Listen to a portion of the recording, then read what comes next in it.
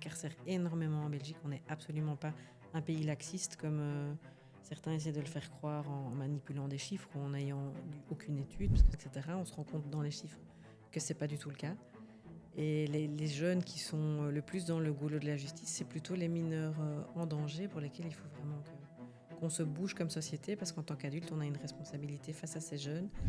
À un certain moment, c'est bien aussi de se reposer sur des acquis civilisationnels et pas de se dire qu'on retourne systématiquement en arrière.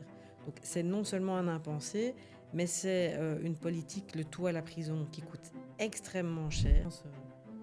On n'est pas fait de pierre, hein, et Bruxelles, c'est ma ville, donc forcément, quand on entend tout ça, c'est évidemment... c'est hyper émouvant, voilà, il y a des moments très très très forts. Moi, à mon sens, il a pas mal parlé, peut-être pas assez, parce que c'est vrai qu'à certains moments pour lui c'était compliqué. Donc très très très sécurisé, mais malgré ça, on leur faisait subir une fouille à nu tous les jours avec génuflexion. Donc on leur demandait tout nu de s'agenouiller, de tousser, ce qui est quand même extrêmement humiliant. À certains moments, on s'est dit tiens, et si on rentrait dans le 21e siècle?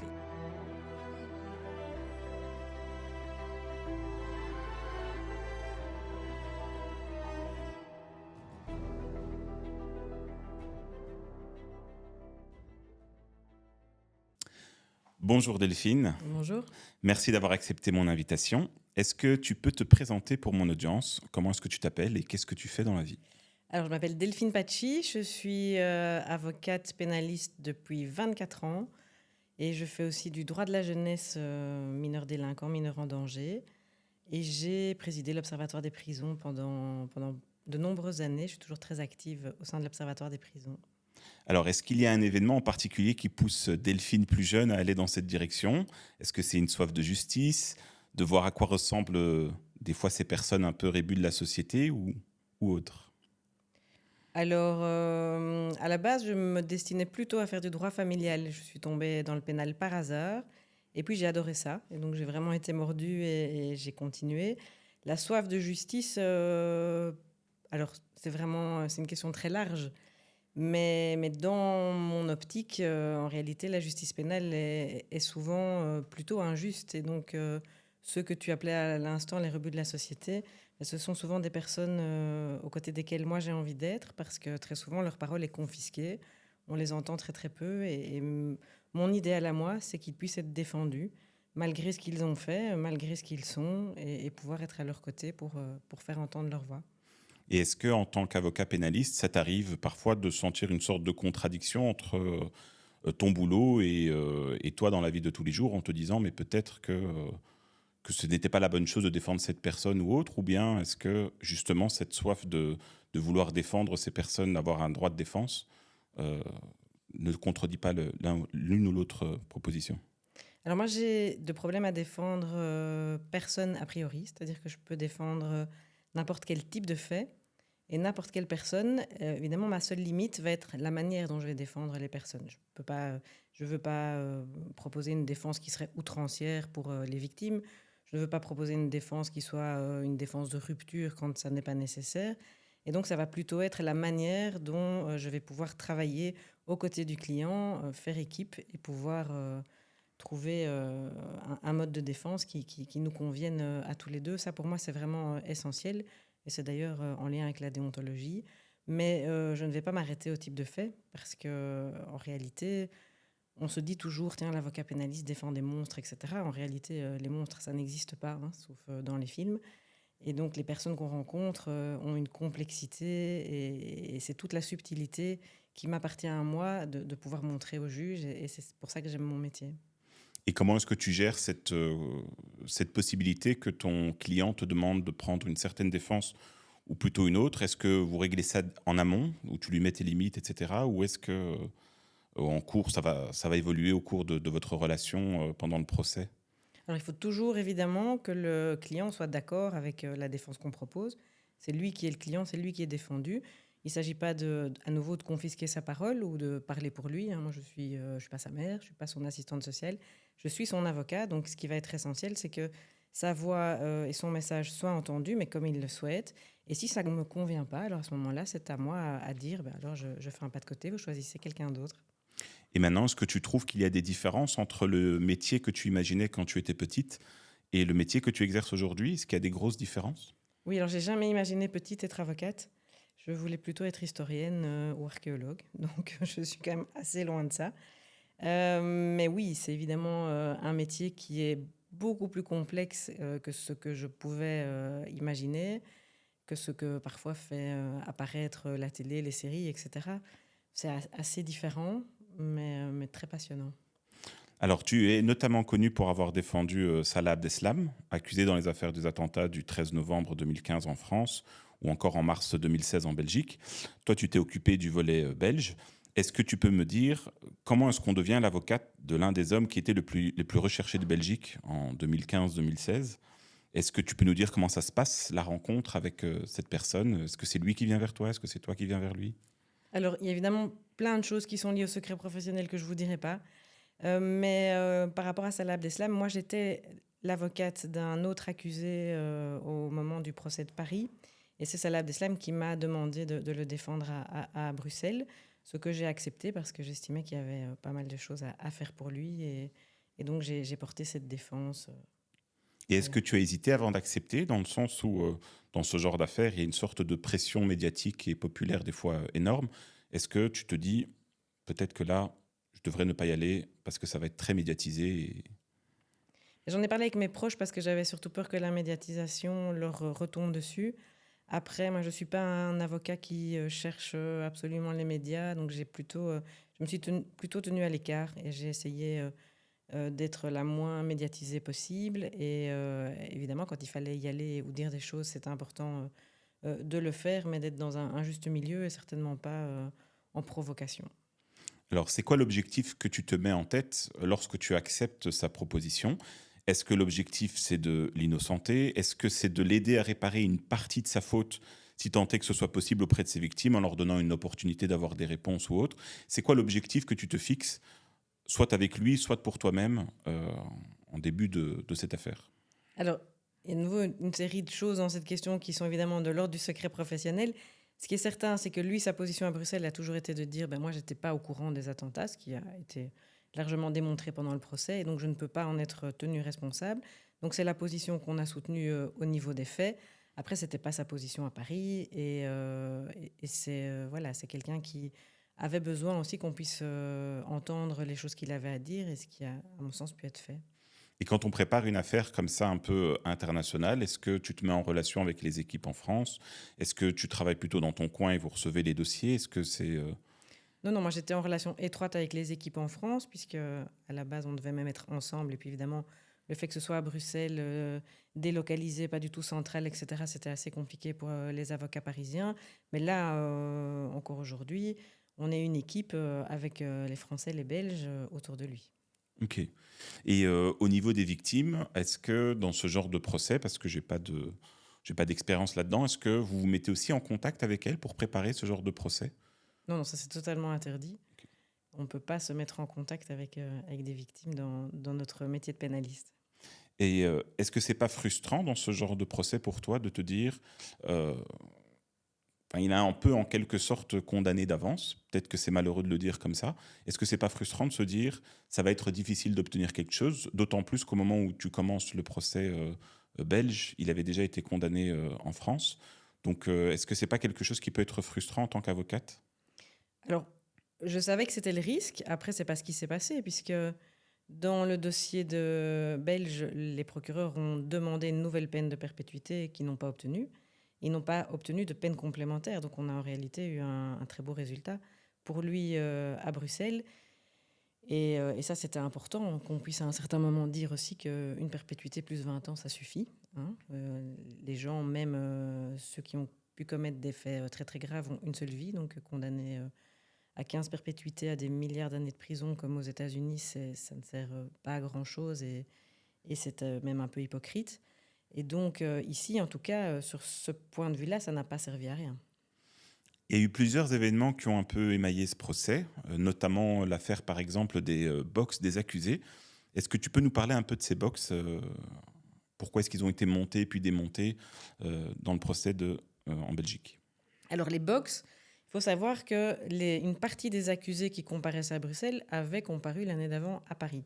À Paris, le box se présentait comme un box d'assises relativement classique, c'est-à-dire que les accusés étaient les uns à côté des autres et il y avait en tout cas une ouverture qui facilitait les entretiens entre l'avocat et le client. À Bruxelles, je ne sais pas très bien quel cerveau malade avait conçu ces espèces d'aquariums, parce qu'il s'agissait de ça, en se disant que les accusés allaient pouvoir survivre pendant plus d'un an dans un aquarium, il n'y a pas d'autre mot, pour décrire la première version des box. Et ces box posaient des soucis vraiment à plusieurs titres. D'abord, si on est juré, qu'on arrive et qu'on voit que des personnes sont mises comme ça dans des box où ils doivent être à ce point isolés même des autres accusés, on se dit que les personnes sont excessivement dangereuses, qu'on a peut-être affaire à des genres d'Hannibal Lecter, où on se dit la personne est à 2 doigts de sauter sur quelqu'un, sur les agents, etc. Et donc ça donne évidemment une image déjà de culpabilité, de dangerosité, qui ne permet pas un procès serein. Donc ça, c'était déjà un des premiers problèmes qu'on avait soulevé. À côté de ça, le problème évidemment du caractère humain, de la nature humaine, qui fait que n'importe quelle personne a besoin de contacts sociaux, même des personnes accusées de faits graves, même des personnes condamnées pour des faits graves, et que là, on les privait complètement de tout contact. Et surtout, au niveau de la défense, c'est essentiel dans un procès d'assises qu'à tout moment, l'avocat puisse avoir un contact avec son client. On a des témoins qui viennent témoigner à la barre, on doit pouvoir se retourner vers le client, on doit pouvoir lui glisser des choses à l'oreille, on doit pouvoir lui dire est-ce qu'on pose telle question, est-ce que vous avez entendu ceci, qu'est-ce que vous avez, etc. On doit pouvoir communiquer à tout moment. Le système qui était prévu dans la première version des box, c'était un espèce de système de téléphone qui ne garantissait absolument pas la confidentialité. N'importe qui aurait pu mettre des micros dans ce téléphone. Voilà, alors c'est pas être parano que de dire ça, parce que évidemment, vu ce dont on parle et les faits dont on parle, c'est évident que toutes ces personnes ont été mises sur écoute. Et je ne dis pas que c'est à tort, hein, pas du tout, mais en tout cas, ça a été fait. Les conseils ont pu l'être aussi par moment, et donc c'est évident que c'était très important de pouvoir protéger en tout cas ce moment d'audience, qui est le moment où l'avocat peut interagir avec son client, et ça doit être permis à tout moment de l'audience. Et c'est ce que la présidente de la cour d'assises a retenu en renvoyant quelque part l'État belge revoir sa copie et en disant ce box ne permet pas un respect des droits de la défense, et donc il va falloir le démonter et remonter un box qui humainement est acceptable.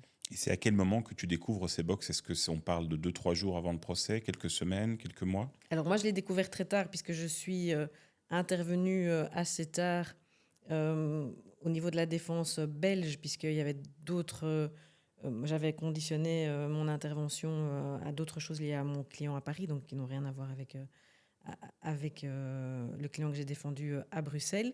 Donc moi, je les ai découverts tard, mais mes confrères les avaient découverts avant, avaient déjà signalé la problématique et on ne les a pas écoutés. Et en réalité, à Paris, au moment où il s'est agi de construire la salle dans laquelle allait se tenir le procès V13, donc le procès des attentats du 13 novembre, les avocats, eux, avaient été invités à réfléchir avec les magistrats, avec les services de sécurité, ce qui n'a pas été le cas à Bruxelles. Et ça, je pense que c'est une véritable erreur. Alors, le barreau a été un peu invité à certaines réunions, mais postérieurement, et en tout cas, n'a pas été écouté dans ses commentaires négatifs. Et donc, une fois que tu découvres ça et que tes confrères aussi avaient découvert ça, c'est quoi la procédure à ce moment-là pour pouvoir demander le démontage de ce genre de box? Donc, on a une audience préliminaire avant la cour d'assises, qui est une audience dans laquelle on peut soulever, et on doit même soulever, tous les problèmes de procédure. Si on ne le fait pas à ce moment-là, en principe, on ne peut plus les soulever après. Et c'est à ce moment-là qu'on a demandé le démontage du box et demandé à ce que nos clients puissent comparaître de manière à minima digne et en respectant les droits de la défense. La présidente a rendu un arrêt où elle nous a donné raison. On avait échangé, on avait évidemment fait des écrits de procédure avant ça.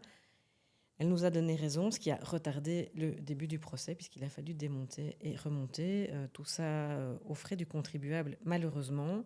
Mais ça, j'ai envie de dire, c'est à la fois la faute du SPF Justice et du parquet fédéral aussi, qui n'a pas dit halte là. Le parquet fédéral, il est là parce qu'il représente la société, mais qui dit représenter la société, dit aussi représenter les accusés quelque part, dans leur intérêt et dans leur droit à pouvoir avoir un procès équitable. Or ça n'a pas du tout été fait. Et donc, c'est bien dommage. J'avais aussi lu que le budget alloué à ce procès n'était pas à la hauteur du rendez-vous qui était attendu. Par exemple, j'avais cru comprendre que c'était assez difficile d'accès pour les personnes à mobilité réduite, alors que pour ce genre de procès, notamment avec des victimes d'attentats, ça aurait été souhaitable, quoi. Est-ce que c'était le cas? Alors, tout était en tout cas à plat, mais c'est vrai qu'il fallait faire des kilomètres. Quand on allait chercher un café, on parcourait 1 kilomètre aux pauses, ce qui est bien parce que ça nous a permis à nous de faire un peu de sport pendant les pauses. Je dis ça évidemment sur le ton de l'humour. Donc, ça a été compliqué effectivement quand les personnes se déplaçaient difficilement parce que les distances étaient énormes entre la cafétéria et la salle d'audience, par exemple. Et donc, c'est vrai que ça a pu être compliqué pour certaines personnes. Et le fait que ce soit aussi très, très excentré et pas très bien desservi en termes de transport en commun, c'est aussi une des critiques qu'on a pu faire à ce procès. Combien de temps dure un procès comme celui-là? Ça a duré plus d'1 an, puisqu'on a commencé en septembre avec l'histoire des box, et puis on a terminé en septembre de l'année d'après avec l'arrêt sur la peine, et puis il a encore fallu évidemment plaider sur les intérêts civils, donc les demandes des parties civiles, avec un arrêt en octobre cette fois-là, donc oui, plus d'1 an. Et peut-être avant de 2 ans même, ouais. 2 ans, oui. Peut-être avant de rentrer encore dans d'autres événements du procès, peut-être te poser la question, c'est quoi ta vision de la justice? À quoi est-ce qu'elle doit servir? On avait déjà eu de la discussion sur cette chaîne avec Bruno Daillé. Est-ce que ça doit servir à punir, à éloigner la menace de la population, à réinsérer, à accorder aux victimes un droit de vengeance? Parce que ça va nous donner un prisme de lecture aussi sur les réponses, quoi. C'est quoi ta vision de la justice? Alors, ma vision de la justice, elle n'est pas vraiment tout à fait raccord avec ce qui est opéré à l'heure actuelle, dans la mesure où moi je crois très très peu en la punition, hein. Je crois qu'on a une société qui sanctuarise la punition, le fait que l'accusé doit presque s'excuser en permanence de ce qu'il est, de son passé, etc. Je crois beaucoup plus en une forme de justice transitionnelle qui aurait pour but de changer quelque part la société en profondeur pour éviter que des situations qu'on pourrait appeler des situations problèmes, qui sont en fait des infractions, qui peuvent être graves ou pas graves, tout dépend évidemment de l'infraction, ne se reproduisent plus. Et on est évidemment très très loin de ça à l'heure actuelle, puisqu'on est vraiment dans une justice qui aujourd'hui condamne, et la seule mission qu'aujourd'hui la prison pour laquelle la prison œuvre aujourd'hui, c'est clairement la douleur et la punition, parce qu'à part ça, elle ne remplit aucune de ses autres missions. Est-ce que tu as des exemples enfin, quel serait le bon jugement pour un délit ou un crime qu'on ne fait pas en Belgique? Qu'est-ce qu'on pourrait penser de différent? Alors on peut penser 1 million de choses de différentes parce que tout dépend du délit ou du crime. Il faut bien se dire que dans nos sociétés, tous les jours, on ne respecte pas la loi, tout un chacun, hein. Que ce soit quelqu'un qui va traverser en dehors des clous, évidemment, c'est pas très grave. Quelqu'un qui va s'énerver sur son voisin et va peut-être à un moment avoir un geste qui dépasse sa pensée et qui est peut-être un peu violent. Quelqu'un qui va pas tout déclarer aux impôts ou que sais-je. Ce sont des infractions qui, de manière générale, ne vont pas rentrer tellement dans le système pénal parce que personne ne va les dénoncer et il va rien se passer. Et ces infractions vont être intégrées dans quelque part par la manière dont les gens vont gérer les conflits du quotidien et tout va bien se passer. On surpénalise dans nos sociétés, mais on surpénalise à la fois un certain type de délinquance. Il faut savoir qu'on poursuit moins de 1% des infractions et qu'il y a moins de 1% des infractions qui rentrent dans le champ pénal. Quand je dis poursuivre, c'est même pas encore exact, c'est vraiment 1% qui est pris en charge par le système pénal, mais même au niveau du procès verbal à la base. Et donc tout le reste, on fait autrement. Alors comment faire autrement? Mais tout va dépendre évidemment des délits, des crimes. Par exemple, moi, je ne crois pas qu'on va régler le problème du viol, qui est un problème structurel, notamment au problème du patriarcat, de la culture du viol, etc., dans nos sociétés. Je ne pense pas qu'on va régler le problème du viol en se disant qu'on va augmenter des peines et envoyer 3 ou 4 violeurs en prison, mais bien au contraire, en commençant dès la maternelle par des processus d'éducation au consentement, au respect d'autrui, etc. Donc des choses qui peuvent aller vers une justice transitionnelle et en tout cas des changements profonds dans la société, à mon sens, sont beaucoup plus aptes à faire en sorte que les gens vivent dans une société qui est beaucoup plus sûre que la simple répression telle qu'on connaît aujourd'hui, qui crée énormément de douleur, qui rajoute une bonne couche de violence à la violence et qui en réalité a un effet tout à fait catastrophique. Parce qu'on le sait, on le voit, le taux de récidive à la sortie de prison, il est énorme. La violence qui se développe en prison, elle est extrême. On n'a jamais appris à quelqu'un qui ne respecte pas sa femme et qui frappe sa femme à devenir non violent en prison. Hein. C'est un non-sens total. C'est l'endroit le plus violent de la société, qui est plutôt même hors de la société. Donc envoyer quelqu'un pour lui apprendre à minima les codes et le respect dans un endroit où en réalité on ne respecte rien et même pas l'individu dans ses droits les plus fondamentaux, à part détruire la personne, à part l'humilier, à part faire en sorte qu'il ne puisse plus quelque part avoir aucune estime de lui, et à part le détruire, on ne fait pas grand-chose. Et donc, à mon sens, ce qu'on applique aujourd'hui comme type de justice pénale, c'est totalement inefficace. Est-ce qu'il existe un pays qui a un système judiciaire un peu plus proche de ton idéal, on va dire? Alors, il y a des pays qui ont des expériences et qui font des choses qui sont tout à fait différentes, hein, et, notamment pour des faits extrêmement graves. Hein. Par exemple, je pense aux commissions réconciliation en Afrique du Sud, après l'apartheid. Donc, on ne parle pas non plus de petits faits. Hein, on parle pas de... Tu peux expliquer ce que c'est pour l'audience? Mais donc, ça a été vraiment des commissions où on a mis à la fois les auteurs et les victimes ensemble.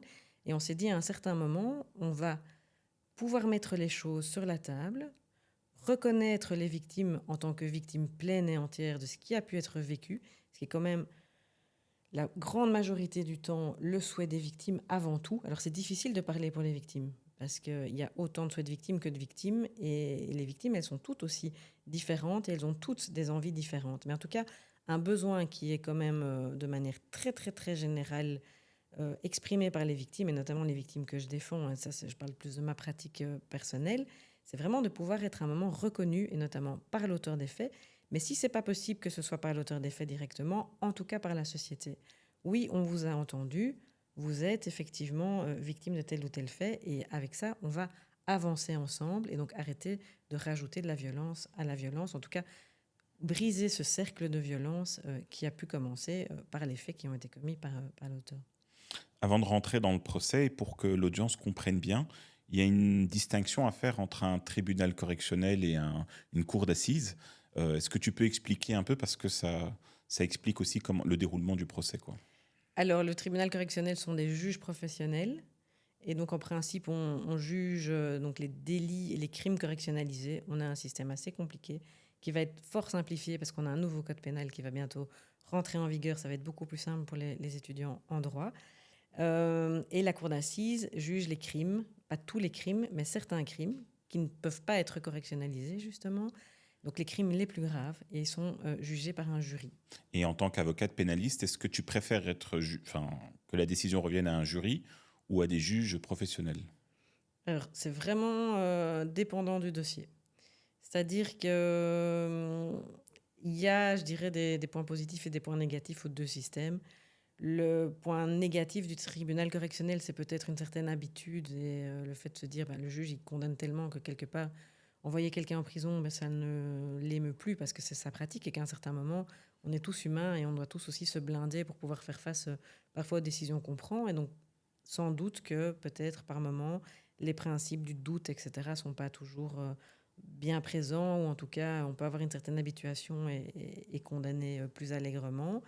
Maintenant, le jury populaire, tout va dépendre de la capacité du jury à avoir un minima de l'empathie, évidemment, pour l'accusé. Et donc, ça va être très dépendant du type de dossier qu'on a, du type de milieu social dans lequel on se trouve, et ce genre de choses. Mais évidemment, le gros problème du jury, c'est qu'on demande quand même à des gens qui n'ont aucune connaissance en droit et qui n'ont jamais non plus traité un dossier pénal, une expertise ADN, une expertise balistique, c'est quand même des choses assez techniques, de devenir juge du jour au lendemain. Et bon, pour le dossier des attentats, alors ils ont franchement, ils ont bien bossé, ça c'est vraiment pas le souci, ils ont été attentifs, etc., etc. Mais c'était un dossier d'une complexité incroyable.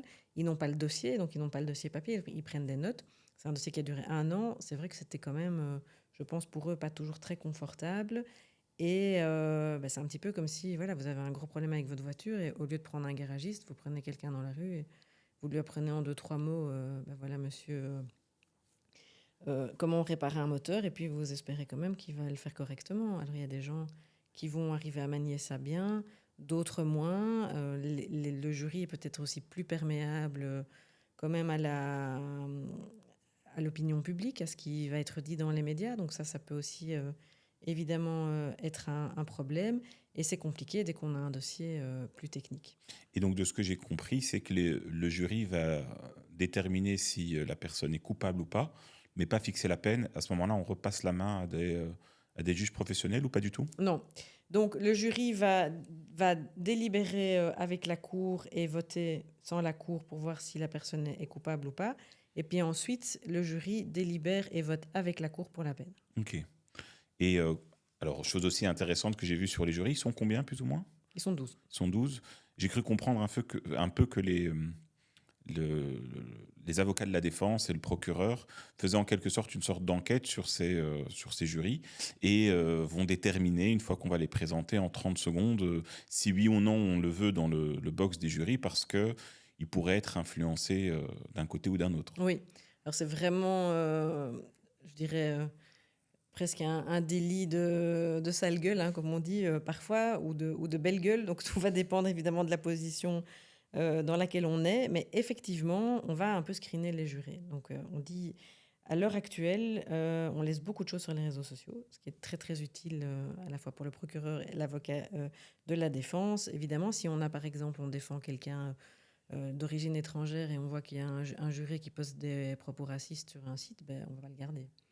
Ou si le procureur voit que la personne est active à la Ligue des droits humains, elle ne va peut-être pas le prendre parce qu'elle se dit, tiens, il va être trop favorable à la défense. Donc évidemment, on screen les jurés. Oui. Et c'est un peu le même système en France, globalement, la cour d'assises? Alors la cour d'assises à laquelle moi j'ai assisté pour les attentats de Paris était différente parce qu'en matière de terrorisme en France, c'est une cour d'assises spéciale avec des magistrats professionnels. Il n'y a pas de juré. Ok.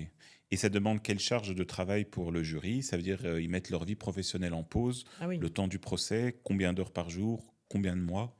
Ah oui, donc ils mettent complètement leur vie professionnelle de côté. Ils sont indemnisés pour ça. Et donc c'est aussi un des problèmes de la cour d'assises, c'est que parfois tout ce qui est les gens qui sont indépendants, qui ont parfois des fonctions dans lesquelles on a du mal à se passer d'eux, ça va être très compliqué pour eux de venir à la cour d'assises. Et parfois on a une représentation qui n'est pas tout à fait très représentative en réalité de la société. C'est une des autres critiques qu'on peut faire à la cour d'assises. Mais les jurés, ils savent grosso modo qu'ils doivent être là à 9 h du matin ou un peu avant pour se préparer et qu'on commence l'audience. Et puis c'est la présidente qui dit quand il y a des pauses et quand ça s'arrête.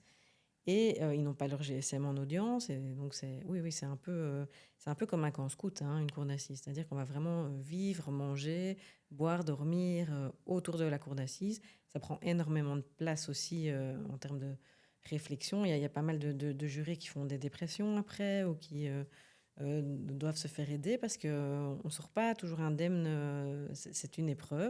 Après, il y en a plein qui sont ravis de l'avoir fait et d'avoir vu comment était le fonctionnement de la justice. Je crois que c'est fort lié aussi, évidemment, au président qui a pu encadrer les jurés. Mais c'est quelque chose qui est quand même très, très prenant. Et ceux de la cour d'assises de Bruxelles, ils ont dû mettre leur carrière en pause pendant 1 an. Et ils sont tirés au sort dans la population. Oui. Globalement, comment s'est tenu le procès belge par rapport à celui de France? Est-ce que tu trouves que c'était d'un niveau équivalent au niveau des enquêteurs, au niveau de la présidente du tribunal, etc. De la cour, pardon? Moi, je l'ai trouvé le niveau du procès de Bruxelles bien supérieur à celui de Paris, contrairement à ce qui a pu être dit dans les médias. À Paris, le président, disons que l'arrêt à Paris est un copier-coller à peu près de l'acte d'accusation. Donc, ils ont délibéré 3 jours pour 20 accusés, ce qui est impossible en réalité, à part faire du copier-coller ou avoir pris la décision avant. Mais matériellement, c'est impossible, vu le nombre d'infractions, etc. Et la qualité du procès était, j'ai trouvé, très moyenne. dans la mesure où à Paris, l'idée était vraiment d'avaliser un discours qui était celui on est la plus belle ville du monde, on a été attaqué parce qu'on est la ville de la liberté, les accusés sont des barbares et il n'y a rien à dire pour leur défense, ou en tout cas pas grand-chose, et rien ne passera. Et c'est un peu le sentiment qu'on a eu tout le long du procès, y compris dans les experts qui ont pu être auditionnés. Donc on a eu des experts à Paris qui étaient plutôt de la lignée de Jacques Keppel, Keppel, je ne sais plus son Gilles prénom, Kepel. Gilles Keppel, merci. Et tous ses disciples qui étaient plutôt de dire, en réalité, les germes de la violence sont dans l'islam, et surtout ne cherchons aucune autre grille d'analyse et de compréhension. Donc le fait de se dire pourquoi des jeunes se sont retournés contre nous sans évidemment justifier, la question n'était pas du tout justifiée, mais simplement apporter des éléments autres que la violence de la religion, ça n'a pas du tout pu être fait à Paris, parce que je pense que le débat est encore plus polarisé que chez nous. Bon, chez nous, ça devient quand même très très polarisé aussi. Mais rien n'était audible, et à tel point que les experts qui avaient un autre avis que cette école de Gilles Kepel, ou Micheron, voilà, n'ont pas souhaité venir parce qu'ils étaient cités à la demande de la défense et qu'ils avaient peur d'être complètement lynchés sur les réseaux sociaux. Là où le président aurait pu prendre sur lui de dire, en fait, on va entendre l'ensemble des experts. Ça n'a pas du tout été le cas à Bruxelles, dans la mesure où à Bruxelles, on a eu une chance énorme d'avoir des experts ultra compétents qui sont venus expliquer qu'en réalité, ce phénomène de radicalisation, il était excessivement complexe, qu'il y avait 10 000 grilles d'analyse, évidemment l'analyse religieuse, mais pas que, qu'il y avait aussi une analyse géopolitique, une analyse plus psychologique, une analyse sociologique, et qu'en réalité, chaque parcours était individuel et qu'il fallait vraiment individualiser. Et il y a eu un vrai traitement de la problématique à Bruxelles, à côté de laquelle on est complètement passé à Paris. À Paris aussi, les familles des accusés ont été très très très maltraitées. Les familles des kamikazes, je pense par exemple à un monsieur Ami Moore qui a écrit un livre avec le papa d'une victime des attentats, donc un papa d'un kamikaze au Bataclan et le papa d'une victime, à deux écrivent un bouquin. En termes de justice restauratrice et je dirais, de vision de la société, ça dit quand même des choses assez belles sur ce monsieur Ami Moore qui est capable d'écrire un livre avec Georges Saline. Et à l'audience, il se fait massacrer comme si c'était lui qui avait tenu la Kalachnikov parce que son fils n'est plus là. Et ça a été très, très, très, très violent et parfois injuste parce qu'on n'était évidemment pas face aux bonnes personnes. Et c'est clair que les vivants ont pris pour les morts. Et par contre, la présidente à Bruxelles n'a pas du tout été dans ces travers-là. Et je trouve qu'elle a mené ça de manière bien plus digne et au-delà de ça, avec une intelligence d'audience qu'on n'a pas retrouvée à Paris. En tout cas, c'est mon avis. Est-ce que tu penses que dans le procès à Paris, il y a eu une pression politique plus forte sur les juges pour...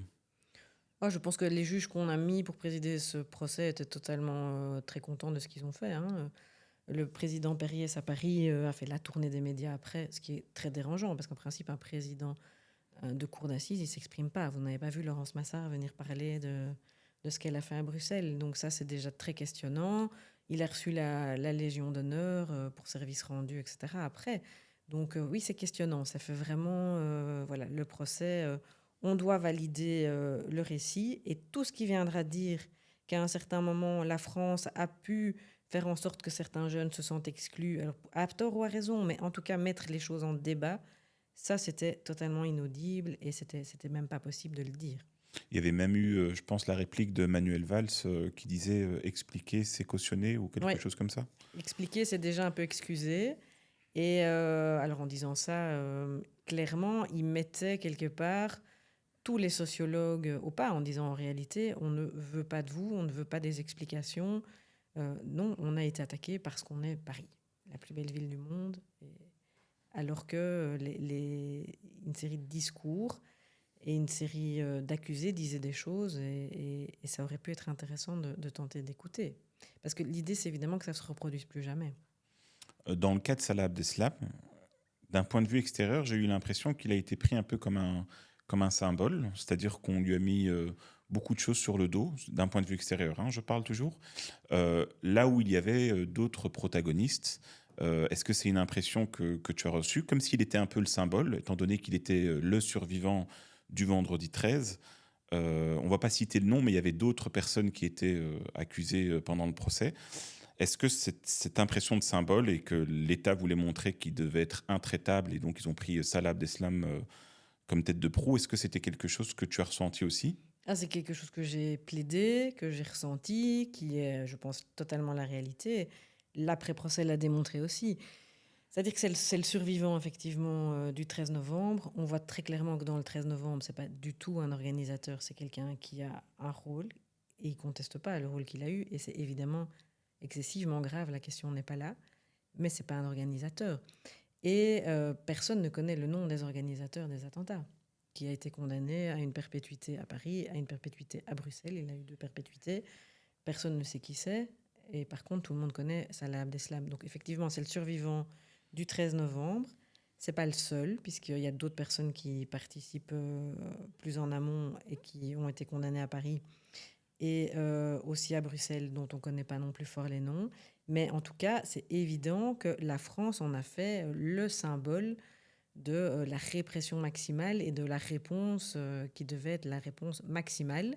La perpétuité incompressible dont il a écopé à Paris, elle est très peu compréhensible. Alors la perpétuité, bon voilà, chacun aura son idée, les faits sont gravissimes.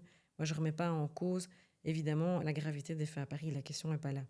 Maintenant, l'incompressibilité, c'est pas censé être encore un seuil de peine au-delà de la perpétuité. C'est censé être une mesure de sûreté quand la personne est totalement inamendable, dangereuse. Je prends un exemple, une autre personne qui a pu avoir ce type de fait-là, c'est... je ne retombe plus sur son nom maintenant.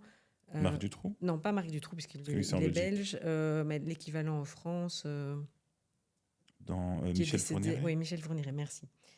Voilà, on a ce genre de personnalité parce qu'à un certain moment, les experts disent qu'ils ont une structure psychopathique inamendable et que la personne ne pourra pas, entre guillemets, guérir. On ne guérit pas d'une psychopathie perverse. Alors, peut-être qu'à un certain moment, la personne ne constitue plus un danger, mais en tout cas, à terme, pour ce type de personnalité-là, c'est plus compliqué. Ce n'est pas du tout le cas de Salah Abdeslam. Ce que l'expert psychiatre qui a vu Salah Abdeslam nous dit, c'est que c'est un petit gars de Molenbeek qui s'est radicalisé, mais qui est tout sauf un sadique, qui n'est pas un psychopathe, qui est un gars qui a de l'empathie, qu'il a pu complètement fissurer sa carapace de combattant face aux victimes et qu'en réalité, ça l'a terriblement touché et complètement ébranlé.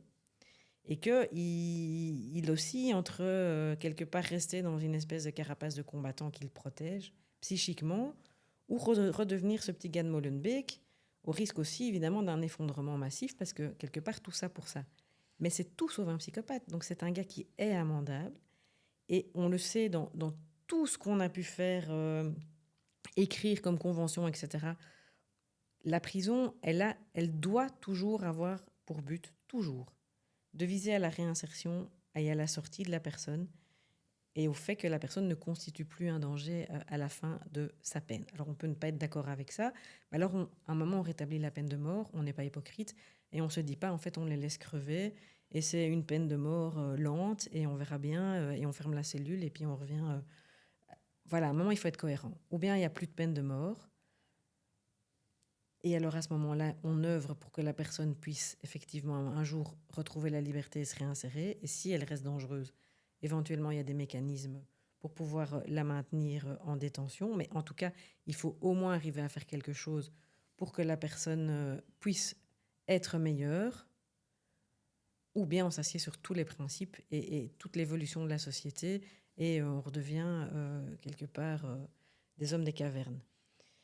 Et ici, ce qui se passe avec lui, c'est que contrairement à tous les autres qui vont avoir à un certain moment des opportunités que je ne vais absolument pas détailler, de pouvoir montrer qu'en réalité ils évoluent. Pour Salah Abdeslam, c'est complètement exclu parce que la France a décidé que c'était son symbole. Et donc effectivement, on a gagné en Belgique une décision en référé qui a dit qu'il ne pouvait pas être transféré en France, qu'il devait rester en Belgique. Alors après ça, il y a eu une cassation, etc. Mais au moment où on avait la décision, il ne pouvait pas être transféré. Et le parquet a fait fi de la décision et est passé à travers, en violation totale de l'état de droit, et l'a transféré vers la France, parce que le ministre français s'était engagé vis-à-vis des victimes et vis-à-vis de la population à récupérer son symbole. Et en réalité, c'est un symbole. Et c'est clairement, quelque part, on n'a rien fait pour comprendre les causes, pour tenter de protéger notre population, pour essayer d'améliorer des choses. Mais par contre, lui, il sera puni à vie, il va souffrir à vie. Et dès qu'il se passe quelque chose autour de lui, n'importe quoi, dès qu'il bouge un cil, il y a 42 médias qui s'emparent de la chose. Donc oui, il y a un symbole. Et pour mettre du contexte, quand tu dis que vous êtes parti devant la justice pour éviter qu'il soit transféré en France, donc il a été jugé en France, puis il est venu se faire juger en Belgique. Et l'objectif, et tu me corriges si je me trompe, c'était de le garder en Belgique parce que la perpétuité n'était pas appliquée de la même manière qu'en France pour qu'il ait une chance de revoir la lumière du jour, quoi. Alors ça, c'est une des conséquences de notre demande, mais c'est pas pour ça qu'on l'a faite. On l'a surtout faite parce qu'en réalité, Salah Bessam, il a grandi en Belgique. Alors il n'a pas la nationalité belge, mais c'est un gars de Molenbeek. Hein. Je veux dire, toute sa famille est belge, est d'origine française, mais liée à l'immigration, etc. Mais en réalité, ils n'ont jamais vécu en France. Est de Molenbeek, et donc toute sa famille est ici. Et alors, comment est-ce que tu vis un peu cette atmosphère, on va dire cette pression populaire où, par exemple, ici, tu mets des nuances, tu expliques que oui, il est coupable, mais on ne doit pas le traiter comme ci, comme ça, ou des fois la population n'arrive pas à entendre cette nuance-là. Est-ce que tu as senti d'abord cette pression euh, avant le procès, pendant le procès, après le procès? Comment est-ce que tu gères ça? Oui, j'ai fait un peu l'objet d'une campagne de dénigrement sur les réseaux, etc. Mais après, j'ai envie de dire, ça, c'est pas tellement ma personne qui est importante. J'ai essayé d'être la moins présente dans les médias quotidiennement, etc. J'ai pas répondu à toutes les sollicitations. Maintenant, c'est quelque chose qui est pas super évident parce que c'est pas notre job à la base de gérer ce genre de choses. Ça commence en amont du procès, cette pression? Ça commence dès que mon nom est cité comme ouais. Alors, j'ai appris aussi que parfois dans ces affaires d'attentat, je ne sais pas s'il y a d'autres types d'affaires comme ça, on pouvait condamner des personnes qui avaient été déclarées comme mortes, décédées, par sécurité au cas où si elles auraient feinté leur mort, c'est Oui, ça? ça c'est déjà vu, hein, donc c'est pas complètement idiot. Mais c'est vrai que là, par exemple, le grand organisateur, en tout cas celui qui a été condamné comme étant le grand organisateur de Paris et de Bruxelles, tout le monde sait qu'il a été tué dans une attaque ciblée par un drone, mais il a quand même été condamné parce qu'on ne sait jamais s'il devait revenir. Alors, comment s'est passé le procès dans sa globalité? Salah Abdeslam, est-ce qu'il était terré dans un mutisme? Est-ce qu'il a parlé? Est-ce qu'il a apporté des réponses? Alors, moi, à mon sens, il a pas mal parlé, peut-être pas assez, parce que c'est vrai qu'à certains moments, pour lui, c'était compliqué. C'est aussi quelqu'un qui a eu des conditions de détention extrêmes. Alors, je sais que les gens ne vont pas pleurer sur ces conditions de détention. On ne demande pas à ce que les gens pleurent dessus, c'est pas la question.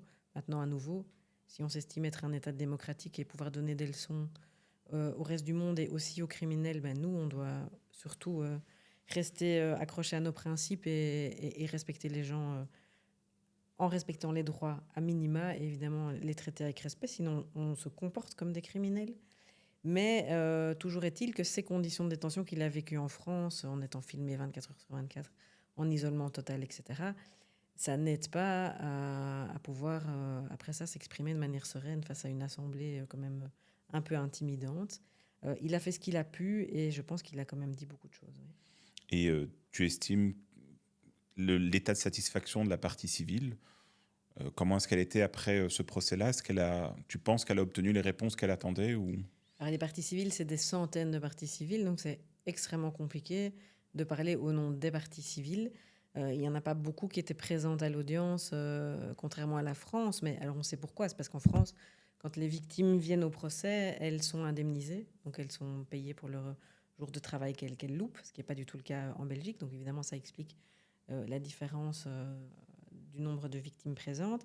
Il y a toutes celles qu'on n'a jamais vues, qui n'étaient pas là et qui ont écouté à la web radio, parce qu'il y avait une web radio qui permettait d'écouter le procès de chez elles. Et puis il y a toutes celles qui se sont désintéressées du procès et toutes ces raisons leur appartiennent. Donc c'est vraiment difficile de dire quel est le niveau de satisfaction des victimes. Je ne pourrais pas répondre à cette question. Et tu avais dit que tu avais vu aucune partie civile avant parce que c'est même interdit. Est-ce que ça t'est arrivé, pas spécialement dans ce procès, mais de rencontrer les parties civiles après le procès? C'est quelque chose de récurrent, pas du tout? Alors pendant le procès, on a des victimes qui venaient nous voir, etc., qui sont même venues parler avec les accusés. Il y a de la justice restauratrice qui a pu être faite, donc il y a certains accusés qui ont rencontré certaines victimes. J'en dirai pas plus parce que ça leur appartient et c'est aussi vraiment du secret professionnel.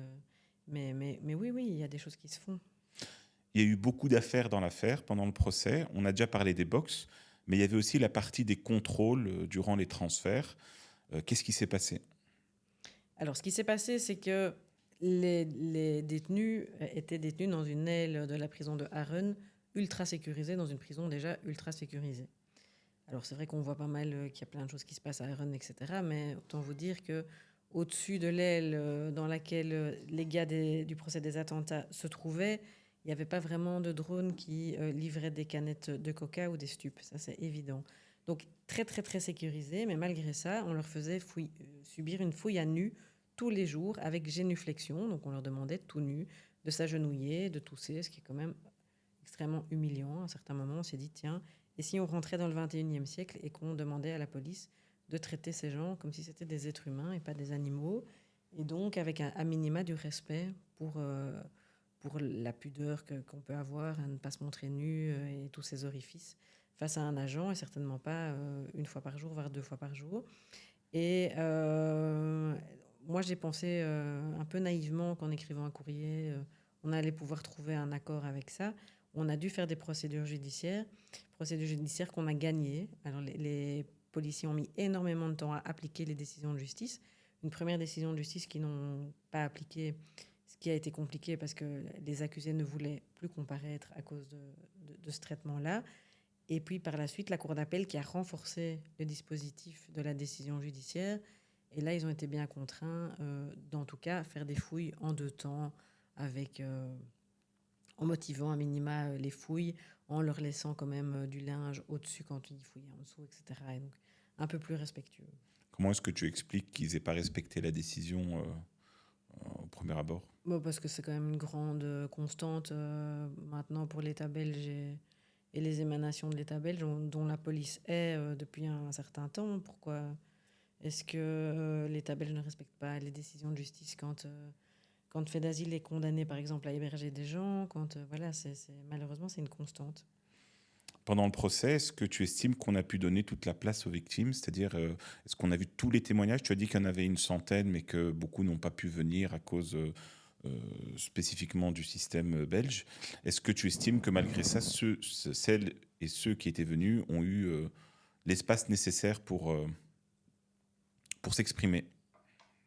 Alors, moi, c'est mon sentiment. Après, certains diront que c'était peut-être pas assez. Ceux qui ont souhaité témoigner ont pu témoigner, ça de toute façon. Et la présidente a quand même été, je trouve, fort à l'écoute. Ce qui s'est passé, c'est qu'à un certain moment, la présidente a inversé le rôle de l'audience, c'est-à-dire qu'on devait commencer par les témoignages des victimes et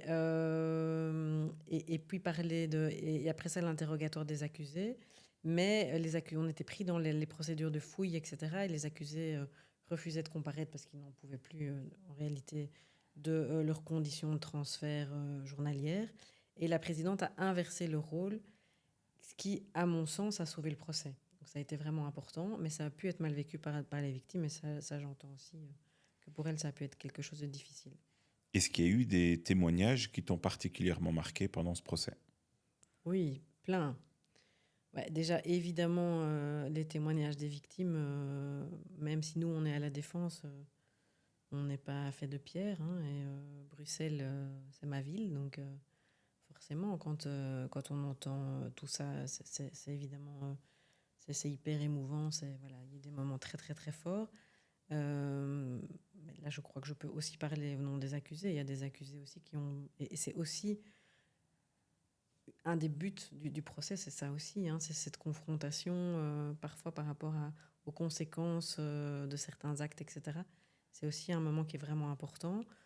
Il y a des témoignages, les experts en radicalisation, Madame Brion et Madame Torrekens, ont été pour moi essentiels pour pouvoir vraiment remettre du contexte et contextualiser. Pour moi, c'était vraiment essentiel. Des experts un peu sur l'historique aussi, hein, en géopolitique, etc.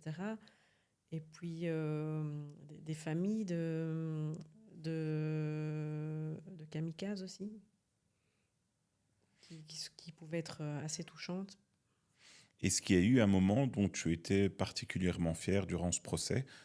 Quand je dis fier, toute proportion gardée, bien sûr, mais quelque chose que tu es contente d'avoir défendu pour tes clients, pour respecter le droit belge, pour respecter la dignité humaine. Est-ce qu'il y a quelque chose dont tu étais particulièrement fier de...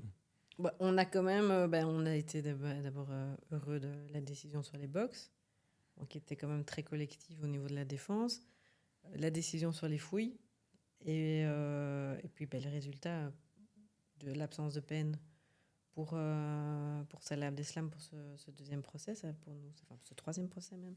Pour nous, c'était quelque chose de très important. Et puis après, la décision de la Cour d'appel, même si cette décision a été violée par le parquet fédéral, puisqu'il a quand même été transféré.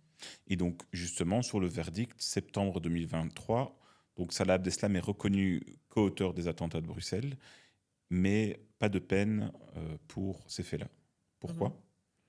Alors, il est reconnu co-auteur sur base d'une motivation qui dit en réalité qu'il a galvanisé les autres par sa présence, par le symbole qu'il représente. Donc, en fait, il est tout le temps le symbole de quelque chose. Donc, on reconnaît qu'il n'a pas porté d'acte matériel pour les attentats de Bruxelles. Il n'a rien fait, dans le sens où il n'a pas acheté de précurseurs, il n'a pas préparé de bombes, il n'a pas été sur place, il n'a pas fait de repérage, il n'a même pas été dans l'appartement où étaient confectionnées les bombes, etc. Donc rien de tout ça. Mais le fait d'être resté avec eux, il les a un peu galvanisés pour qu'ils continuent un projet qui n'était à la base pas celui de Bruxelles, mais qui est devenu celui de Bruxelles parce que les frères El Bakraoui avaient été très médiatisés et leurs photos étaient apparues en première page de la dernière heure. Et donc, très clairement, il est condamné sans acte matériel et c'est un des éléments que la Cour d'assises a retenu en disant qu'en réalité, la participation... peut-être que la Cour n'aurait pas condamné, moi j'en sais rien, je ne sais pas comment ça s'est passé au niveau du délibéré. Peut-être que ça a été serré et que c'était la manière de dire ok, mais la participation est très minime. Et à côté de ça, il avait déjà pris une peine de perpétuité. Il avait aussi pris une peine de 20 ans pour les faits de la rue du Driss, la fameuse fusillade. Et la cour d'assises a dit ça suffit. Ça fait peut-être partie de la relation professionnelle, mais c'était quoi l'état d'esprit de Salah Abdeslam après le prononcé du jugement? Est-ce qu'il était plutôt soulagé? Pas du tout Oui, ça, je ne vais pas m'exprimer sur son état d'esprit, Okay. parce que ça lui appartient. Alors ensuite, comment ça se passe, son régime de détention? D'abord, est-ce qu'il change entre l'avant-procès et l'après-procès? Mais comment se passe le régime de détention de Salah Abdeslam? Alors, c'est un des problèmes du fait que c'est un symbole, c'est que son régime de détention est trashissime. Donc, en Belgique, on commençait à obtenir des choses, des petits aménagements. On ne lui avait pas offert un parc aquatique pour qu'il puisse se détendre, hein, mais vraiment des petites choses où quelque part, il y avait un peu d'allègement. Et en France, ça s'est redurci très très fort une fois qu'il a été transféré en France. Et en réalité, avec Bruno Retailleau et ce qui se passe en France et l'extrême droitisation de la justice en France à l'heure actuelle, il a strictement droit à rien, même pas à voir ses parents hors d'une visite à carreau. Donc il n'a de contact avec personne. Je veux dire, il n'a pas serré de main depuis qu'il est en France. Il ne peut pas voir ses parents en visite à table comme n'importe quel détenu, etc. Donc il a des conditions de détention qui sont tout à fait extrêmes et un isolement tout à fait extrême. Les prisonniers n'ont pas les mêmes droits en France? Ça veut dire qu'on peut dire à un prisonnier, toi tu peux voir tes parents et toi tu ne pourras pas les voir? Oui, alors on peut le faire en Belgique aussi, mais il faut qu'il y ait à minima des indices de dangerosité, ce qui n'est à nouveau ici pour lui pas du tout le cas. C'est pas du tout un détenu problématique. On se base juste sur les faits qu'il a commis, les condamnations judiciaires et c'est tout. Alors, je vais peut-être revenir un peu plus sur le concept de vérité. J'avais écouté un podcast où tu avais été invité et tu parlais souvent de vérité judiciaire. Est-ce que c'est un concept que tu dissocies du concept de vérité tout court? Ah oui, évidemment. La vérité judiciaire, c'est ce que la justice a décidé. Mais maintenant, c'est pas pour ça que c'est ce qui s'est réellement passé. C'est quelque chose avec lequel on doit faire. On prend acte de cette vérité judiciaire. Et donc, de ce que je comprends, c'est qu'une personne, si elle est, j'invente, hein, accusée de viol, si elle est, si dans la rue les gens l'appellent violeur, il peut se retourner contre elle, contre ces personnes-là, s'il n'avait pas été accusé avant. Mais si, par exemple, ce genre d'injure arrive après, est-ce que c'est quelque chose, ça peut être considéré comme une injure publique quand même, malgré tout? Alors, évidemment, le problème de la calomnie, de la diffamation, qu'est-ce qu'on peut prouver, qu'est-ce qui a été établi, pas établi, etc. Mais c'est encore différent de cette question de dissociation de la vérité judiciaire et de la vérité. Ce qui est parfois compliqué, par exemple, pour des détenus, c'est quand ils ont été condamnés, qu'ils ont toujours contesté les faits et qu'ils continuent à contester les faits après en prison. Les gens qui doivent évaluer leur dangerosité vont dire il ne reconnaît pas, donc ça veut dire qu'il n'a pas avancé. Alors que pour la personne, peut-être qu'elle est réellement innocente et que donc c'est impossible de reconnaître. Donc il y a tout ça qui parfois est compliqué. Ça me faisait bizarre, en fait, le mot vérité, parce que pour moi, la vérité, c'est quelque chose un peu d'immuable. Et dans le cas d'une vérité judiciaire, elle est remise à plat quand il y a une cour d'appel ou une cour de cassation. Et donc, on refait tout le procès, en quelque sorte, en cour d'appel. Euh, donc voilà, c'est pour ça que je voulais avoir... Et on parle de vérité judiciaire en principe quand on a une décision définitive. Ok. C'est elle qui va faire la vérité judiciaire. Ok. Alors ça, on en a déjà parlé. Donc peut-être parler un peu de ce système de perpétuité incompressible. Donc de ce que j'ai cru comprendre, c'est qu'il y avait une possibilité de liberté après 30 ans, mais en fait, c'est une fausse possibilité, quoi. Alors c'est encore plus complexe que ça, c'est-à-dire que dans 30 ans, il va pouvoir demander à une commission s'il peut introduire une demande de libération. Et ça va se baser sur des expertises psychiatriques qui vont devoir dire si oui ou non il y a des motifs pénologiques de lui interdire de demander sa libération. Motifs pénologiques qui, en principe, évidemment, doivent se rapporter à lui, c'est-à-dire une certaine forme de dangerosité, etc. Alors, on a un système qui ne permet pas de mettre les gens en prison à vie sans aucun espoir de sortie. La Cour européenne des droits de l'homme dit ça, c'est pas possible. On peut avoir des peines de perpétuité, mais il faut toujours à un certain moment que la personne puisse garder espoir. Sinon, on est dans ce que je disais, cette fameuse peine de mort hyper hypocrite, parce qu'on attend en fait juste la mort en prison, mais en gros, on est condamné jusqu'à sa mort à rester détenu. La Cour européenne dit ça, c'est pas possible. Il faut que le détenu, un, puisse avoir une possibilité de sortir à un certain moment, et deux, puisse être mis en mesure de savoir ce qu'il va devoir faire pour pouvoir sortir dès son premier jour. Et ce que moi je dis et qui est problématique avec Salah Abdeslam, c'est qu'en fait, on met tout en œuvre pour que jamais il ne soit en capacité à un certain moment de faire cette demande, parce qu'il a des conditions de détention qui sont extrêmes, qui ne sont pas liées à lui, mais au symbole qu'il représente, et uniquement à ça, et pas à des critères de dangerosité, d'évaluation du détenu Salah Abdeslam tel qu'il est aujourd'hui en 2025. Et ça, c'est très problématique parce que ça viole nos systèmes judiciaires et ça le met dans une situation qui fait que quand il va arriver au moment de pouvoir demander le relèvement de cette incompressibilité, en réalité, on aura tout fait pour que ce ne soit pas possible. Et il n'y a pas moyen de défendre ça devant cette Cour des droits de l'homme? Est-ce qu'elle a un pouvoir? Alors ça, vous inquiétez pas qu'on fait les recours qu'il faut et qu'on est attentif. Je vais dire quelque chose de choquant peut-être, mais pourtant j'ai envie de poser la question. Est-ce que dans ce genre de conditions, de perpétuité incompressible, etc., en isolement, sans contact avec le monde extérieur, est-ce qu'au fond, la peine de mort n'est pas limite un traitement plus humain que ce qu'on lui fait subir? Je veux dire, est-ce qu'on ne se targue pas d'avoir aboli la peine de mort pour après faire pire en quelque sorte, parce qu'on a une sorte de mort lente, Oui, complètement. douloureuse? Et c'est ce que Badinter disait. Robert Badinter, qui est décédé d'ailleurs à peu près au moment où Salah Abdeslam a été transféré de prison. Donc c'était assez hypocrite de voir Monsieur Dupond-Moretti, qui a quand même un jour été avocat, mais je pense qu'il a oublié qu'il avait un jour porté une toge, s'enorgueillir d'être quelque part le descendant spirituel de Badinter, mais en fait pas du tout, parce que ce n'est pas Badinter qui veut.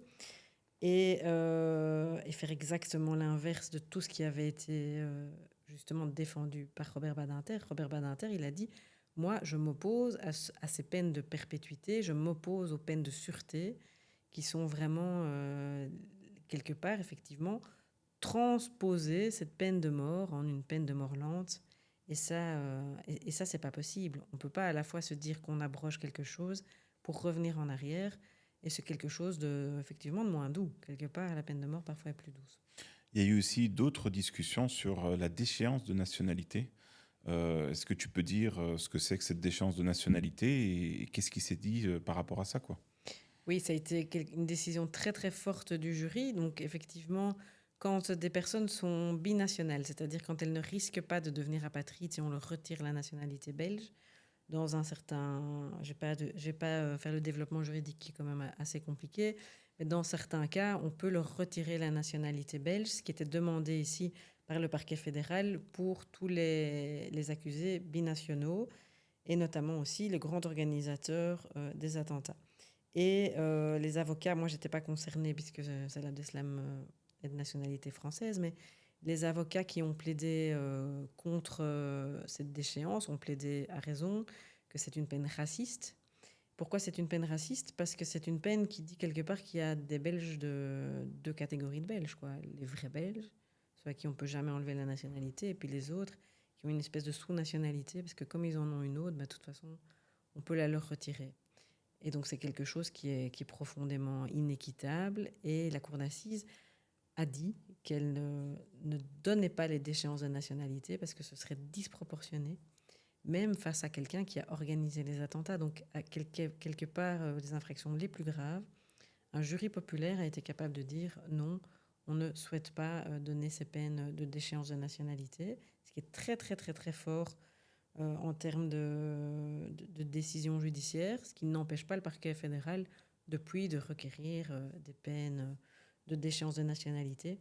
C'est un débat assez complexe qui a eu lieu aussi en France. C'est là-dessus que Mme Taubira avait démissionné à l'époque parce qu'elle estimait qu'effectivement, créer deux types de citoyens belges, ceux à qui on peut retirer la nationalité et les autres, c'est en fait faire tout sauf lutter contre le radicalisme.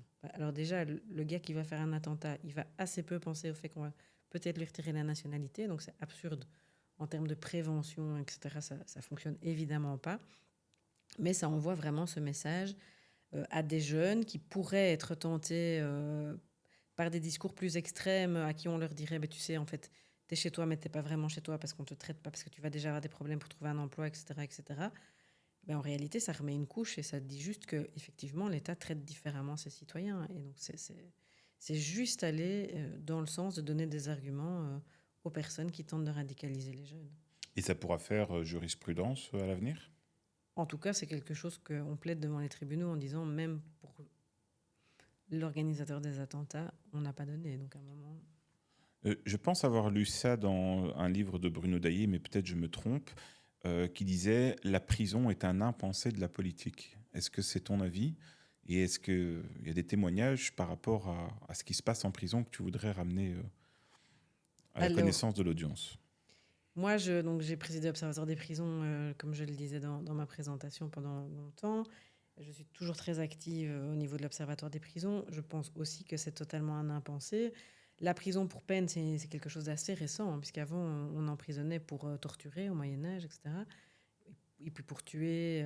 Mais la prison pour peine en tant que telle, pour moi, c'est vraiment une peine tout à fait rétrograde. Et j'espère qu'un jour, on pourra regarder ça avec horreur et se dire, mon Dieu, qu'est-ce qu'on a fait? Je ne suis pas la seule à le dire. Il y a des gens comme Françoise Tulkens qui ont pu l'écrire aussi en préface de notice de l'Observatoire des prisons. Cette peine de prison, elle est vraiment absurde dans la mesure où elle coûte un fric incroyable, qu'elle est complètement dysfonctionnante dans tous les objectifs pseudo-humaniste qu'on essaie de lui donner, c'est-à-dire la réinsertion, etc. On n'a jamais réinséré quelqu'un ou inséré quelqu'un en le désinsérant. Hein, c'est juste l'inverse, puisqu'évidemment on crée des dettes, etc. Et puis, quand on regarde qui est en prison, on se rend compte qu'en réalité, c'est simplement une manière de gérer les problématiques sociales qu'on n'a pas voulu gérer en amont.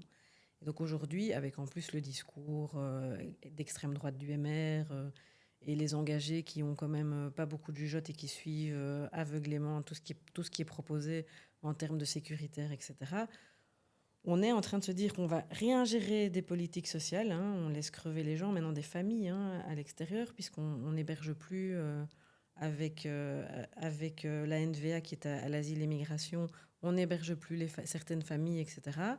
Et puis, peut-être que le gars va à un moment piquer un portefeuille au McDo et lui va faire 6 ou 7 mois de prison. Et puis, on a un maire qui dit il faut incarcérer plus, etc., etc., etc. Alors qu'en réalité, on incarcère qu'une partie de la population extrêmement pauvre. Et tout le monde le dit, les directeurs de prison le disent, etc. Il suffit de tendre l'oreille et d'écouter. Les professionnels qui sont dans le secteur, c'est vraiment la prison aujourd'hui. C'est un espèce de truc qui est vraiment, je dirais, injustifiable quand on est démocrate. Moi, comme avocate, aller en prison et dire à mes clients, oui, il y a du retard partout, il y a de la surpopulation, vous chiez dans un seau, vous faites vos besoins, il n'y a pas de paravent pour vous séparer du voisin, et donc vous avez des problèmes de santé qui vont s'aggraver, vous n'avez plus aucune estime de vous, etc., etc. Moi, je ne peux plus dire aux gens, en fait, c'est un système qui est normal, etc. Non. Parce que la réponse de l'État, elle est bien souvent disproportionnée par rapport à l'acte. Alors, pas toujours, mais quand bien même, on n'est pas encore revenu à la loi du talion. Et si on se targue d'être une société civilisée, à un certain moment, c'est bien aussi de se reposer sur des acquis civilisationnels et pas de se dire qu'on retourne systématiquement en arrière. Donc, c'est non seulement un impensé, mais c'est une politique, le tout à la prison, qui coûte extrêmement cher. C'est des millions et des millions. Hein. La prison de Harren, c'est 25 millions par an. Enfin, c'est vraiment... C'est délirant l'argent qu'on investit là-dedans, alors qu'en réalité, c'est l'échec de la société et que, très clairement, on y enferme des pauvres. Et ça, c'est quelque chose qui est totalement établi. Et juste pour bien comprendre ta position, est-ce que pour toi, tu estimes qu'on met trop de personnes en prison ? C'est-à-dire que la prison pourrait encore avoir un objet, mais il faudrait l'améliorer, comme tu parles sur les conditions d'hygiène, etc.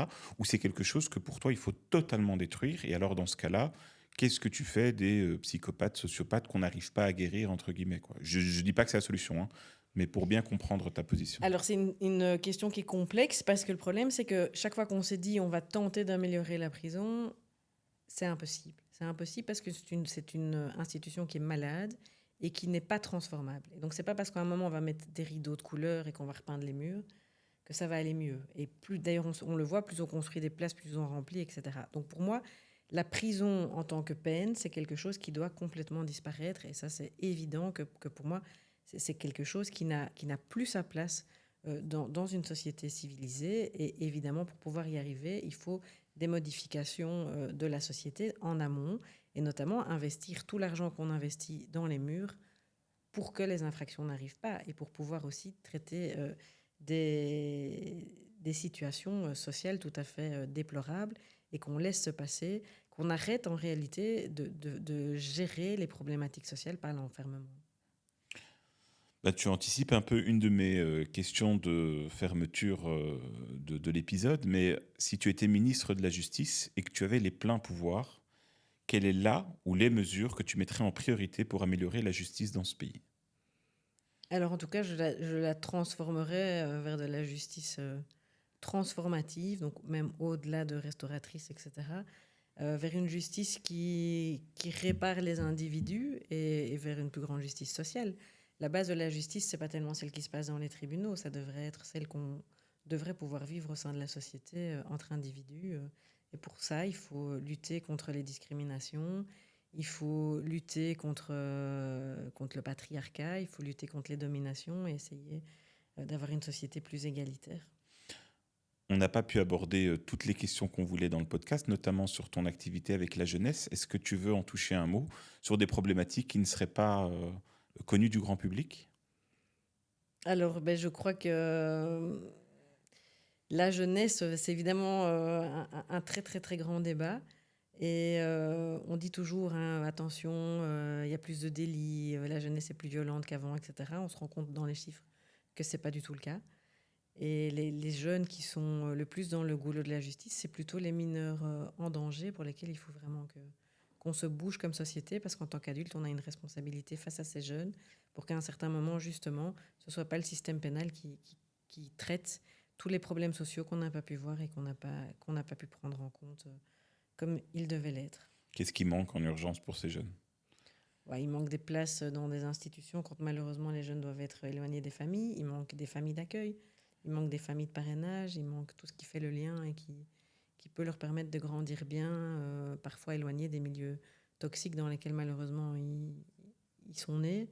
Et il manque des moyens pour pouvoir encadrer des parents qui parfois luttent contre des difficultés qui souvent sont sociales ou économiques. Des parents qui ont envie de bien faire mais qui n'ont pas toujours la capacité de bien faire et qui ont besoin d'être accompagnés. Et moi, je préfère qu'on mette de l'argent largement dans l'aide à la jeunesse et l'aide à l'enfance que dans les prisons. J'ai encore 2 questions et puis je te libère. La première question, c'est, on a parlé du droit des accusés, on a parlé du droit des victimes. C'est quoi ton avis sur le droit des familles des accusés? Tu en as un peu brièvement parlé pendant le podcast. C'est-à-dire ces personnes-là qui n'ont rien fait, qui sont pourtant aussi maltraitées d'une certaine manière. Et est-ce qu'il y a quelque chose qui les défend? J'invente, je suis l'enfant de Salah Abdeslam, je fais exprès de prendre un cas fictif qui n'existe pas, et je voudrais voir mon père tous les jours, et pourtant je n'ai pas le droit. Est-ce qu'il y a quelque chose qui les protège, eux? Alors très peu, on peut faire des actions judiciaires, mais c'est vrai que c'est assez compliqué. Les familles des personnes détenues, c'est complètement aussi un impensé, évidemment. Il y a 10 000 enfants qui sont concernés par l'incarcération d'un parent en Belgique, c'est énorme. On voit tous ces petits bouts qui déboulent à la prison, qui attendent de voir papa. L'incarcération d'un adulte, c'est aussi parfois un enfant qu'on laisse sur le carreau. Et ça, malheureusement, c'est trop peu pris en considération par les magistrats qui incarcèrent trop, parce qu'on est quand même un des pays, notamment champion en matière de détention préventive. On incarcère énormément en Belgique. On n'est absolument pas un pays laxiste, comme certains essaient de le faire croire en manipulant des chiffres ou en n'ayant lu aucune étude, parce que c'est quand même un peu, pour le moment, je dirais la spécialité des discours populistes qu'on peut voir. Ce sont des gens qui ne savent pas de quoi ils parlent, mais en pensant qu'ils crient fort et à la Trump que leurs idées vont passer. Mais donc on est tous sauf un pays laxiste. On incarcère trop. Et on incarcère de nouveau essentiellement les classes les plus précarisées. Une dernière question, est-ce que tu as un livre, un film ou une série que tu estimes représente bien l'ambiance et l'émotion que tu ressens pendant un procès, ou peut-être juste un livre ou un film qui t'a marqué pour notre audience? Alors, par rapport au film, je pensais à Anatomie d'une chute. Alors, il y a eu peut-être quelques longueurs dans le film, mais je trouve intéressant de voir comment se construit la position du procureur très à charge et la position de la défense et justement où est la vérité. Est-ce que tu peux faire un synopsis sans spoiler? Donc c'est un couple qui se dispute et puis un type qui passe par la fenêtre. Et toute la question est-ce sa femme qui l'a poussé ou pas? Le seul témoin des faits étant un enfant qui est aveugle, et donc qui entend mais qui n'a rien vu. Delphine, merci beaucoup pour cet échange et j'espère que l'audience appréciera comme moi j'ai pu apprécier aujourd'hui. Merci. Merci.